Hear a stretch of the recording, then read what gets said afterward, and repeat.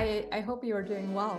I read that there is an upcoming reform of the Argentinian competition law, and I was just curious to learn more about it. Yes, indeed. A new competition law has been submitted by the government to Congress as part of a larger package of reforms.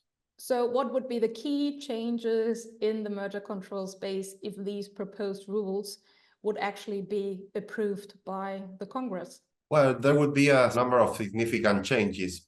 Some of them would make it easier for companies, while others would make it more difficult for them. Well, let's then start with the good news for companies that would like to get a deal through. The good news is that the proposed new law would substantially increase the threshold to notify transactions from approximately $20 million to $98 million.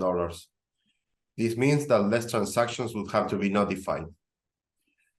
Also, the substantive test for reviewing transactions would be changed. So far, it was sufficient that the deal might restrict competition. Under the new law, a dominance test would apply. This means that a merger would only be considered anti-competitive and prohibited if it strengthens or creates a dominant position in the market. This would change the analysis and make it more difficult for the regulator to prohibit a deal.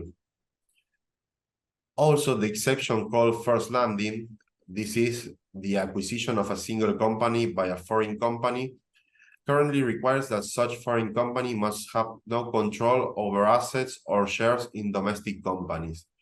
The new law would only require to have no control over domestic companies. What are the proposed changes that would be challenging for companies?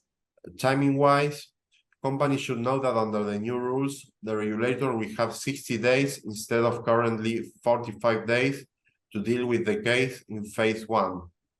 The merger control process might therefore take longer than in the past, although the introduced changes will make the authority more efficient in fulfilling the deadlines. Our Canadian partner Sandy told me in our last call that there are changes to the Canadian rules on how to deal with smaller acquisitions that are not notifiable. Is it the same in Argentina? Yes, under the new proposed rules, party could voluntarily notify a transaction even if it doesn't meet the threshold.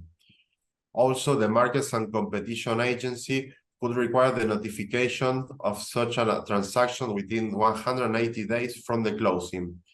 Only after that, the transaction would not be subject to any challenge anymore. And what regulator would be dealing with transactions? Well, the current regulator would be replaced by two new authorities: the Markets and Competition Agency and the Competition Defense Tribunal. The Markets and Competition Agency will be competent to review transactions.